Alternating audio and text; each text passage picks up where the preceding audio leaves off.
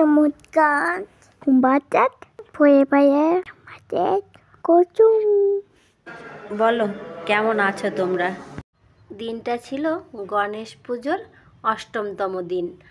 আজ এখানে আমরা এবং এখানে যারা পুজো করেছে তারা মিলে একটু খেতে দিচ্ছি। মারাঠি সবজি, রুটি, লাড্ডু আর চাটনি। আচ্ছা, আজ একটু হাই করো। হাই। আমার সোনা মায়ের হাসিটা দেখো একবার। ওইখানটায় আজই আয়োজন করছে, আমরা এখানে সবজি কাটাকাটি করছি।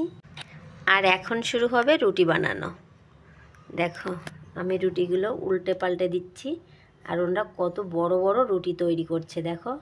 সবাই মিলে আমরা হাতে হাতে করে দিচ্ছি যাতে তাড়াতাড়ি হয়ে আসে, কারণ ঠিক টাইমে ঠাকুরকে ভোগ দিতে হবে, আর তারপরেও তো সবাই চলে আসবে খেতে।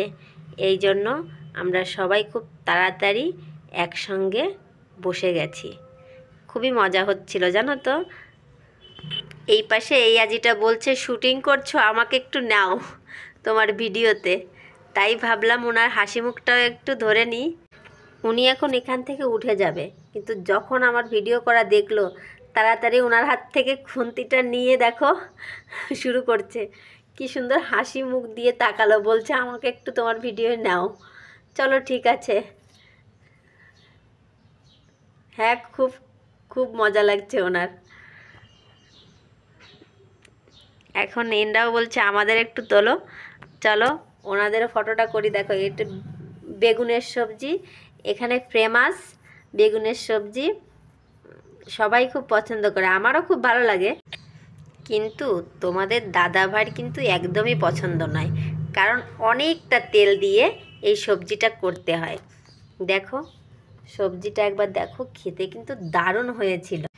ওই দিদিটা আবার বলছিল যে ওনার ফটোটা নাও, উনি মেন রাঁধুনি, উনিই রান্না করেছে। হ্যাঁ, উনিই রান্না করেছিল, এখন রুটির জন্য হেল্প করে দিচ্ছে দেখো। আর আমার সঙ্গে একটু কথা বলছিল, কোথায় থাকো, কি করে তোমার স্বামী, তাই একটু বলছিলাম।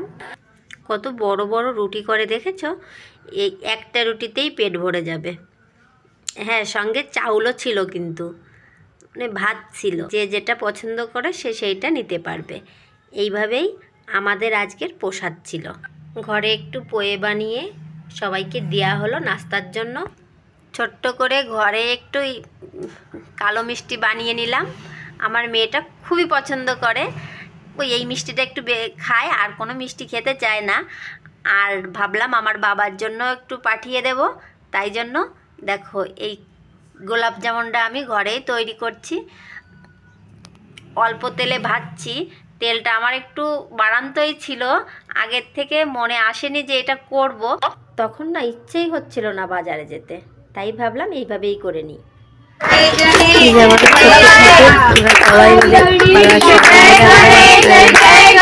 রান্না তো চালু আছে, আর যারা ছোট ছোট গণেশ এদের নিয়ে একটু আরতি করছিলাম। এখন এদের প্রসাদ খেতে দিতে হবে। ঠাকুরকে ভোগ চড়ানো হয়ে গেছে, সবাই একটু আমাকে হাই করছে। চলো দেখো ওরা অনেকটা খুশি। হ্যাঁ, সবাই মিলে একসঙ্গে প্রসাদ খাবে, খুবই ভালো লাগছিল জানো তো। তোমরা অবশ্যই কিন্তু ভালো লাগলে একটা লাইক, কমেন্ট এবং শেয়ার করতে ভুলো না, কিন্তু সবশেষে সাবস্ক্রাইব করবে।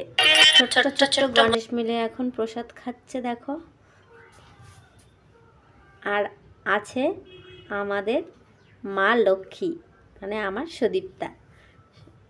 এরা সবাই মিলে গণেশ পুজো করেছিল। এই হচ্ছে প্রসাদ দেখো, বেগুনের সবজি, বুন্দে, লাড্ডু, ডাল আর চাটনি, রুটি আর ভাত।